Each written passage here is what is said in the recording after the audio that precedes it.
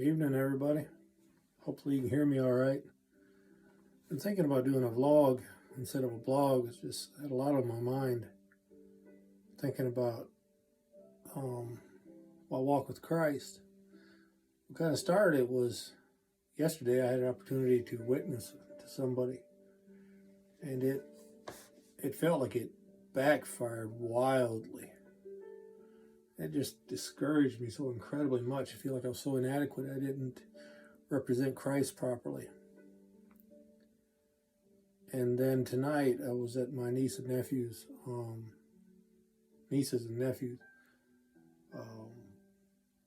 after school program. Just a reminder again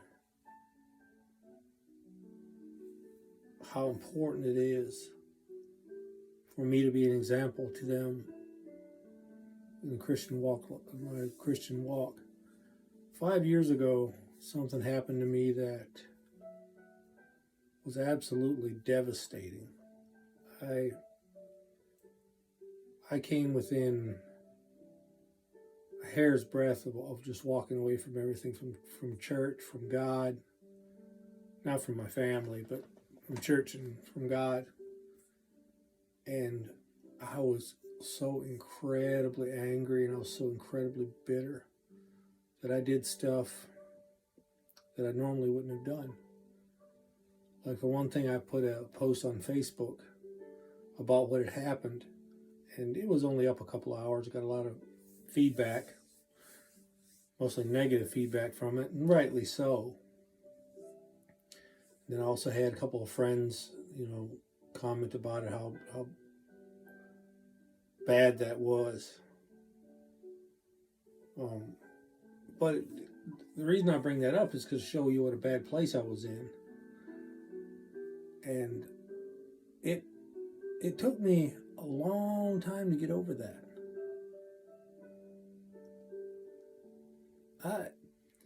It still affects me to this day, that situation. And it's the kind of situation that it makes you wonder how damaged you are. If you're too damaged to be loved, or if you're too damaged to be in a relationship. Because, you always read about, don't bring this baggage into the marriage. Don't think marriage is going to fix this, and, all those type of things, and which is right. But I think to a certain extent, each one of us brings some baggage to the table. And back to that situation, I was just so devastated from it. Because I'll give you a little bit into it. If you've read my blogs, you'll know what it was about. But I had prayed about this situation. I had prayed and prayed. This is ongoing for years, off and on, and then I had prayed about that time. And within a matter of weeks, that prayer was answered. And I hadn't really experienced a prayer being answered like that in a long time, because there was really no doubt to me that prayer was being answered.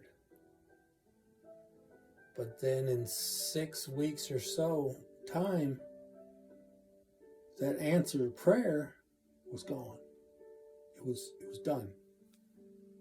And I was so incredibly angry at that person that I had had an interaction with, and at God, because it felt like God was punishing me for that. Or not for that. He was punishing me by doing that. Like it was a punishment for my sins here on earth, or something like that. It just felt that way. It felt like God was being cruel, and it felt like cruel and unusual punishment. I just couldn't understand why. Why in the world that God would do that to me? How in the world could that have happened?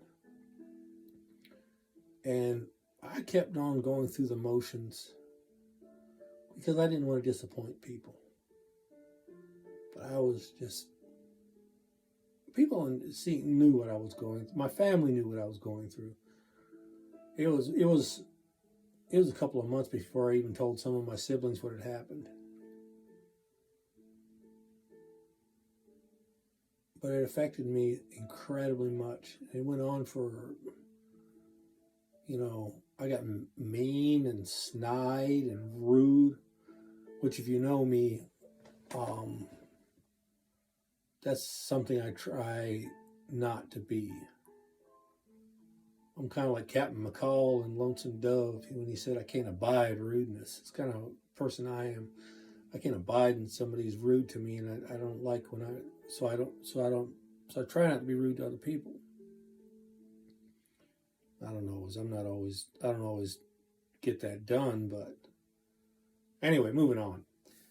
I was rude, I was angry, I was snide, I didn't treat my family like I should. And then one day my sister came to me and she said, I don't like the person you've become. And that was like a kick in the teeth. Kind of like, it felt at first kind of like adding to it in my pity party. But it was also a wake-up call because she said I would say mean things to her. And this is a sibling my sister that I'm very close to. And she was right. And it started making me think about how I'm treating people, how I'm acting and stuff. And that's what started my journey back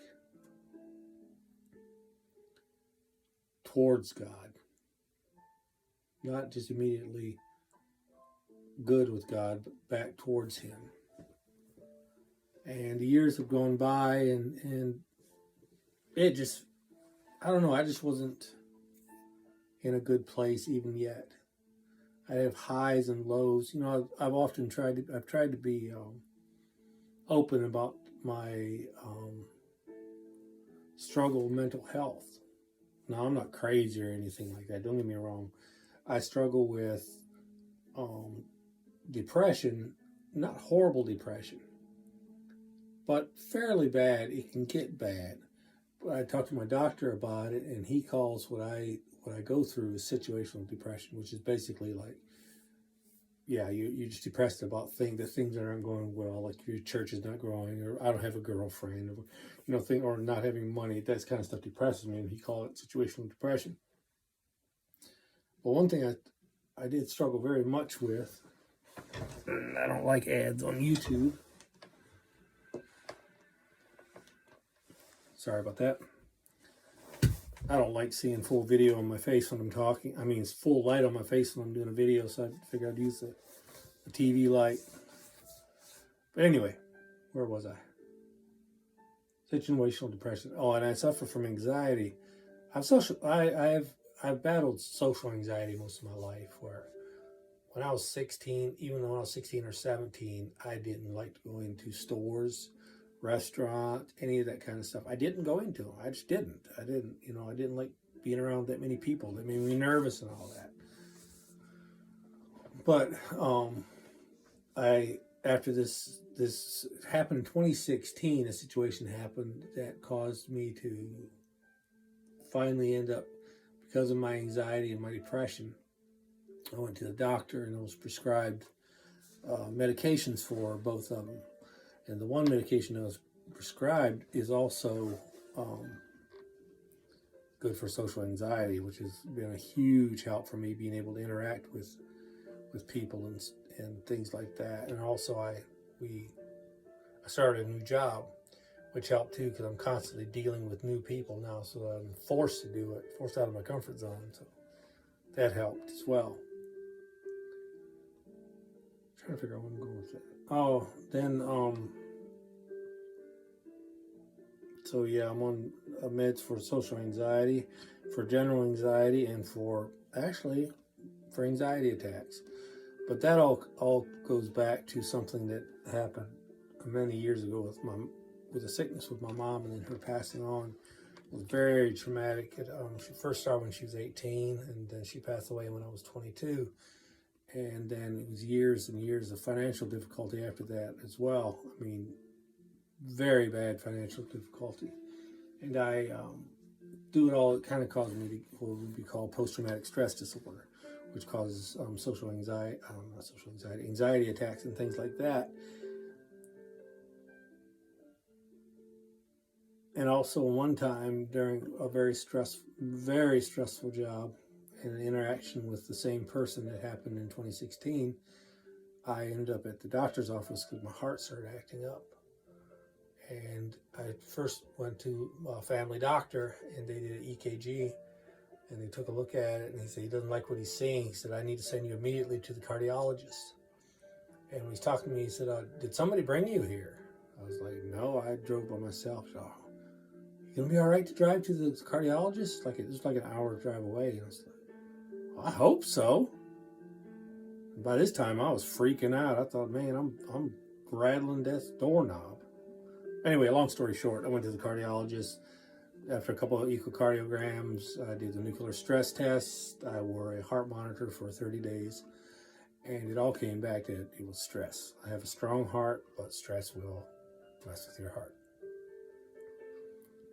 So, before you break somebody's heart, remember you can literally break somebody's heart. So be careful. But I'm jumping all over the place here. I'm sorry.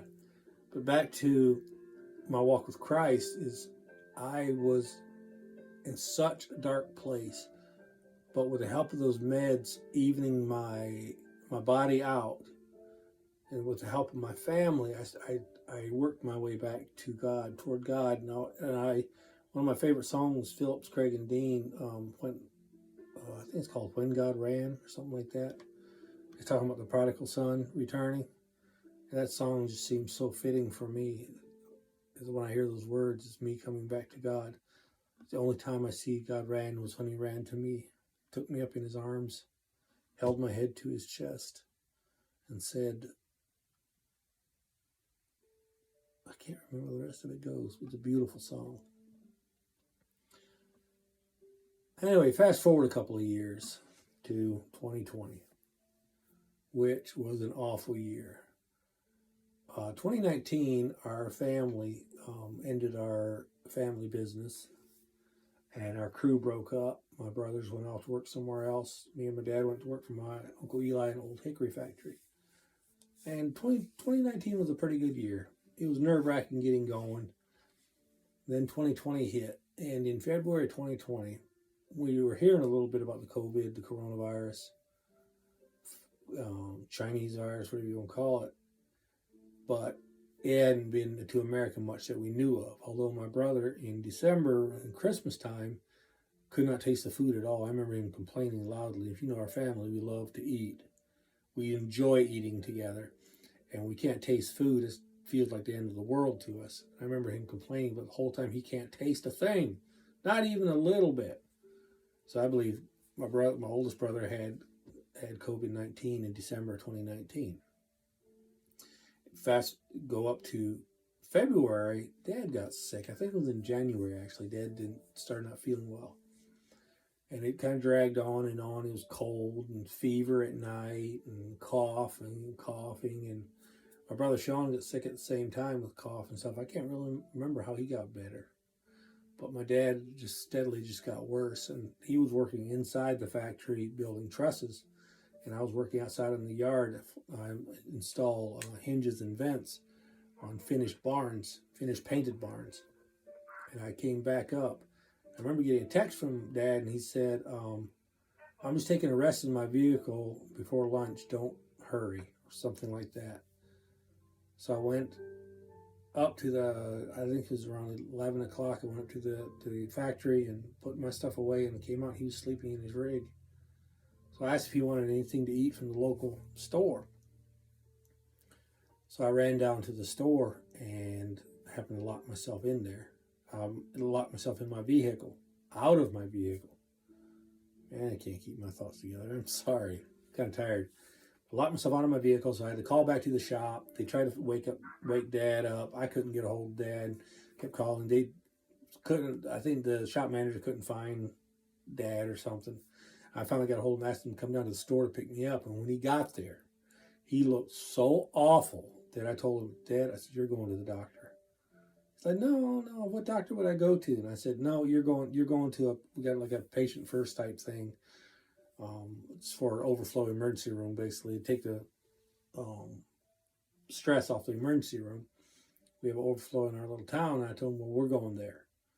So I took him there, and when they finally got him back, he looked awful. And they finally got him back and checked his heart and everything, the heart rate and his vitals and all that. And they said, we don't even know how you're standing. And they did X-rays and all that, and then they diagnosed him with pneumonia, and he had to take a week of work off, and they gave him inhaler and meds and all that kind of stuff. Long story short,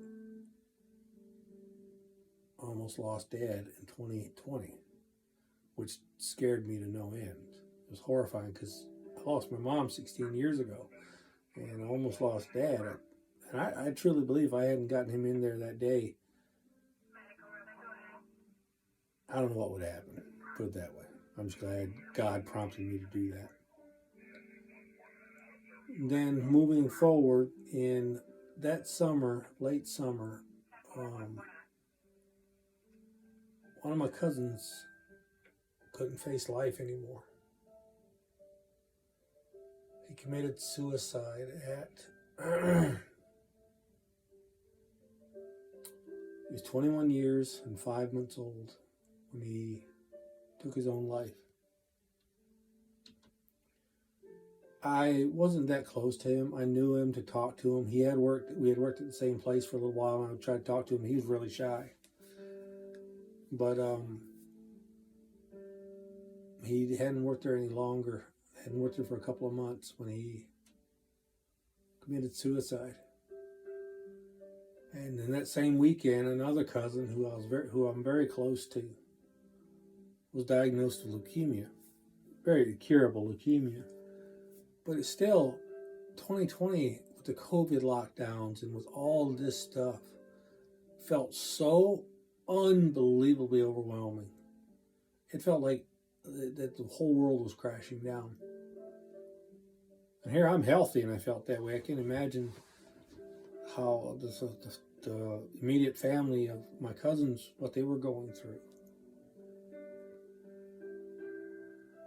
But in September, I believe it was, I just felt this prompting that I needed to make things right with what happened in 2016. Not that I truly felt I needed to apologize or that I had done anything wrong that I should apologize for. But I just felt a nudging to do something, to somehow try to mend that a little bit. So that I wrote this person, and I apologized for my lack of understanding, the reactions and different things I had. I didn't want to say too much, but I apologize for my part in our interaction that caused such grief and heartache for me.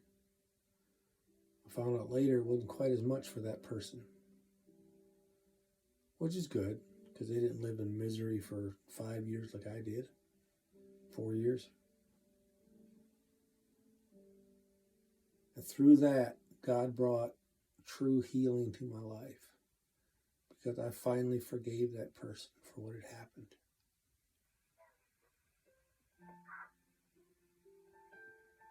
Yeah. I'm not really sure why I got on here tonight and just talking and rambling on and on and on. I doubt anybody would even watch it, especially not the whole thing through. I don't blame you. Don't worry about it. But yeah, I don't know. It's just, then I still struggle with that. I struggle with where to go from here. I'm 30 plus years old, but I feel too damaged to get into a relationship. Sometimes I feel that way, other times I feel completely fine. But then I worry, would I bring heartache to somebody, and that's something I don't want to do. But I'm so grateful for the healing that God has done in my life.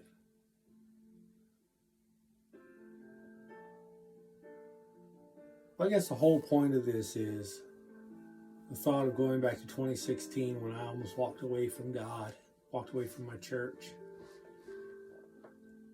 I mean, just walked away from church in general, just walked away from everything. is that if you're going through something, talk to somebody about it. I did talk to my dad. I talked to my one sister. I wanted to talk to mom something fierce, but I couldn't because she's in heaven.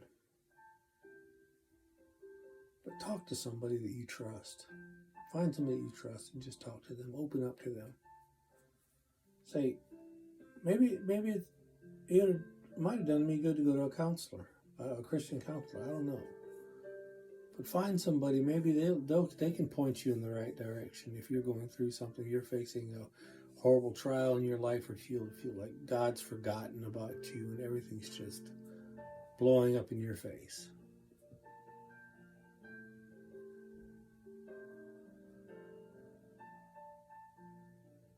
I hope you do if you're going through something. I know a lot of people have been hurt. A lot of people have gotten hurt trying to get into relationships,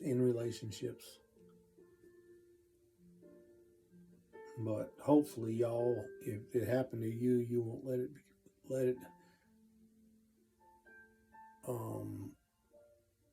make you close your heart off.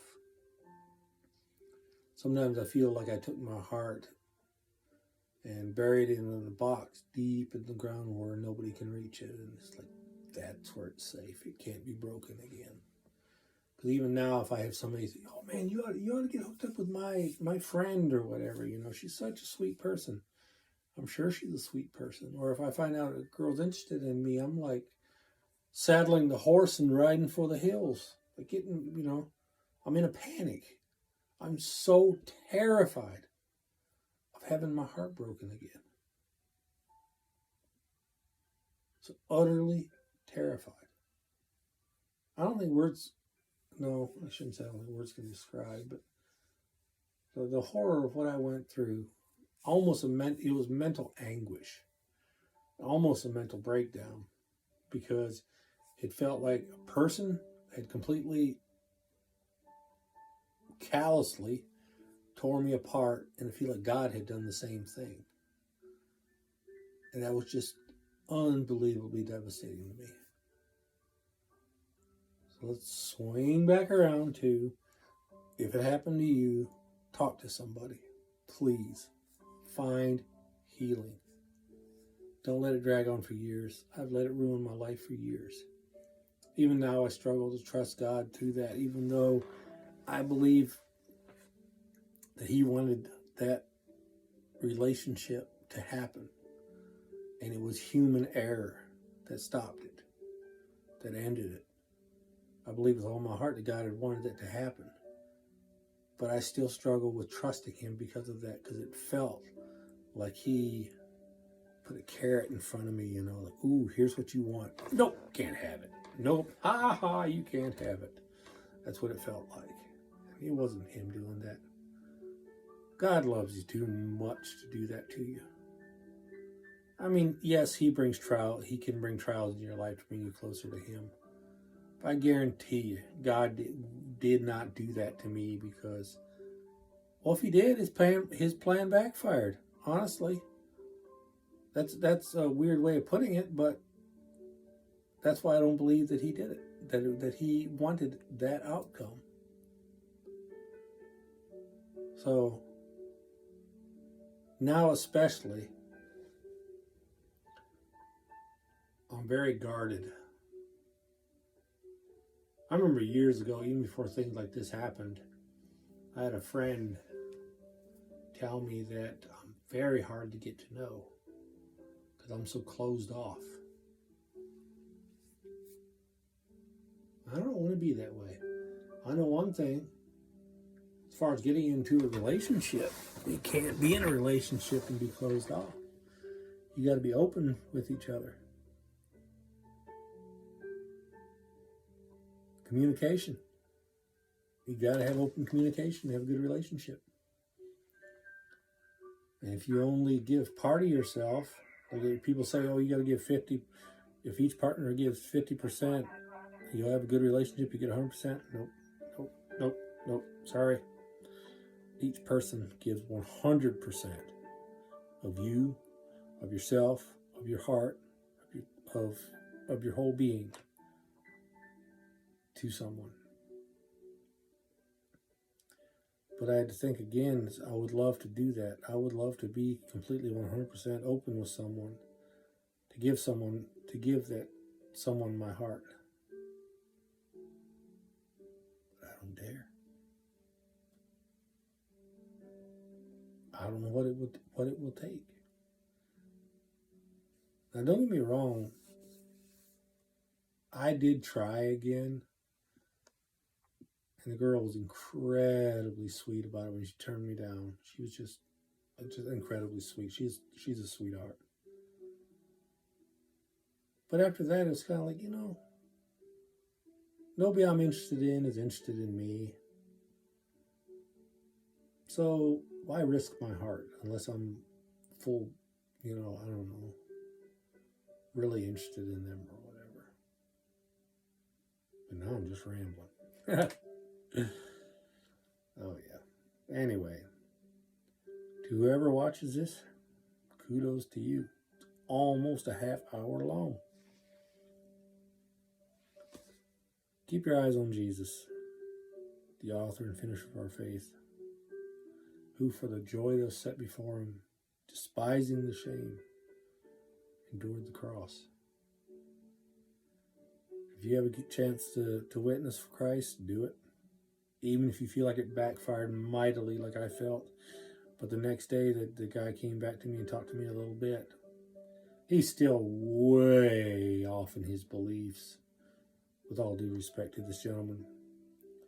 Like, he believes that aliens are actually the angels. It's just all kinds of stuff. He's trying to make everything a physical. He doesn't believe in supernatural besides God himself. The devil doesn't exist. Heaven and hell doesn't exist. Well, nobody wants hell to exist. We all want heaven to exist, but don't want hell to exist. Yeah. And I felt so inadequate. But I believe that with God's help, I planted a seed there. Yep. So if you get a chance, do it. Even if you feel awful afterwards. I don't know if it was attack from Satan. What was going on afterwards? I felt so awful. I felt so awful. But anyway, I will let y'all go. Whoever was brave enough to watch all this, thank you. I hope you have a blessed weekend. May God richly bless you.